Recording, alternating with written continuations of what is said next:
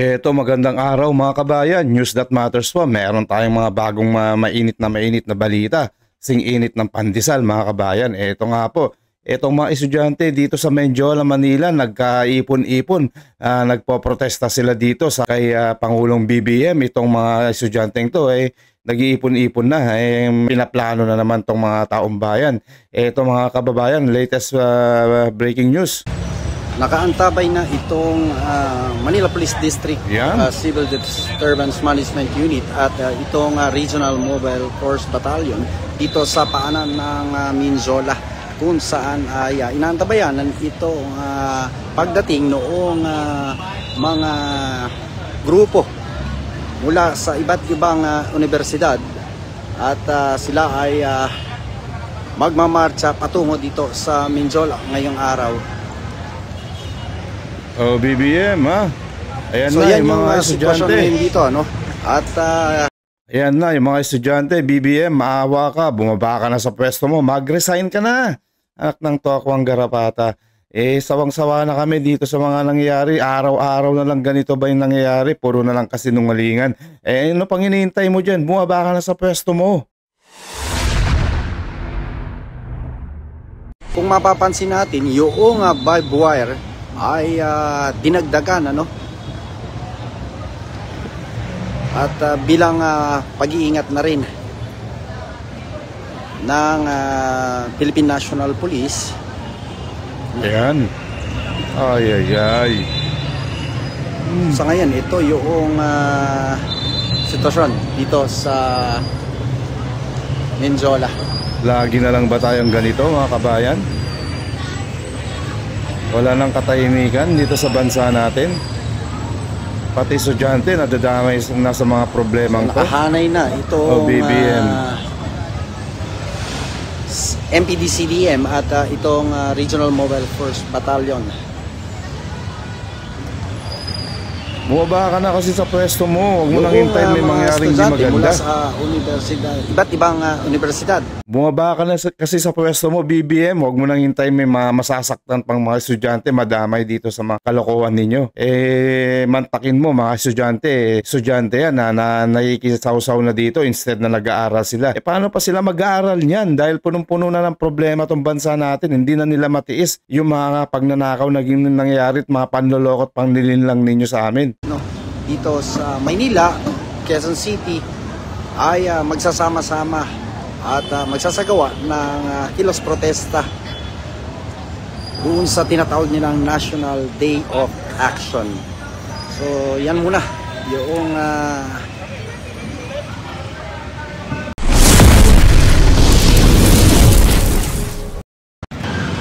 ayan po mga kababayan dito sa Manila ito. Nagsisimula na dumating itong mga estudyante, ano? Narinig niyo po yung mga sinisigaw nila?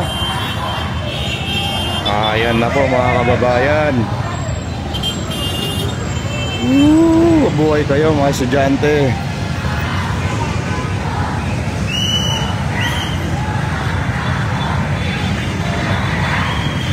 Marcos resign, BBM resign, Inday Sara pasok na.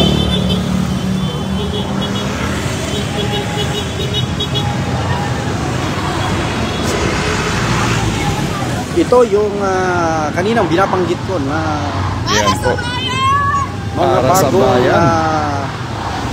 barbed wire, no? O harang na ngayon ay nilatag dito sa naka-ready na mga kampo ng mga kawatans. Dati ay konkreto yung kanilang naharang. Ngayon ay kung mapapansin nyo ay itunirnilyo na dito sa sahig o dun sa kalye yung bakal na binalutan naman ng barbed wire. So sa ngayon ay ito yung makikita natin. Sa likod nito ay yung mga miyembro ng Philippine National Police, CDM at itong Regional Mobile Force Battalion. Ayan po ngayon mga kababayan ay nagdarating yan. Ikaw BBM, matitiis mo bang ganyan? Nakikita mo ba yung mga estudyante? Nako po, maghunos dili ka na sir.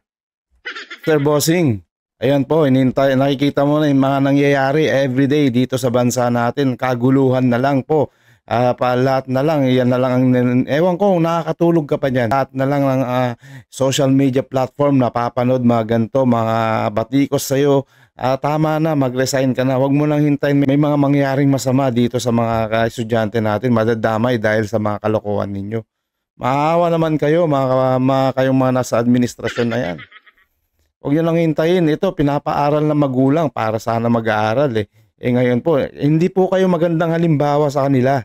Isa kayong mga bad influence, mga kawatan kayo. Yung mga estudyante mula nga doon sa iba't ibang universidad na magsasagawa ng kilos protesta ngayong araw. Resign na.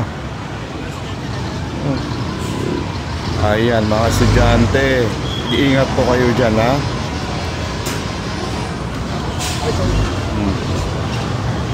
Nakikita rin natin dito ang ilang fire truck na nandoon sa may gate ng Minjola na nakaantabay. Doon din sa may Ayala Bridge ay mayroon tayong nakitang tatlong fire truck na nakaantabay.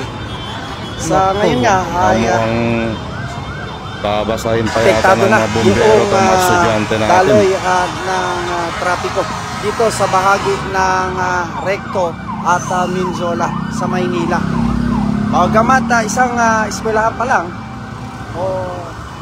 yung ating nakikita dumarating at yan mga kababayan magsasama-sama na itong ayan po mga kababayan nung nasa ibang bansa niyan ito yung mga nangyayari dito sa bansa natin, tong kaguluhan na to dahil tong mga kabalbalan ng BBM.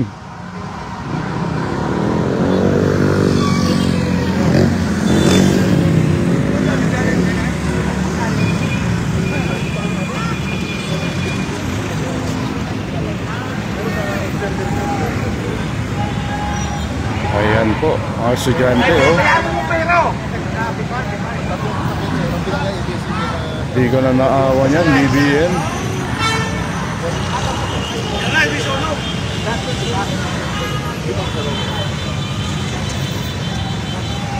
Ayan po mga kababayan, i-update ko po kayo mamaya dito sa mga estudyante. Nagkumpul-kumpulan na at malamang at for sure lahat magpupuntuhan dyan yung mga anti-Marcos administration dahil nga hindi nila matiis na tong pagpapatakbo ni Bangag Marcos at itong mga kawatan niyang sila Romualdez, mga nagnakaw ng pera natin.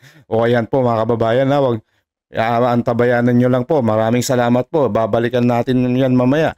News That Matters po. Kita-kits tayo mamaya. God bless.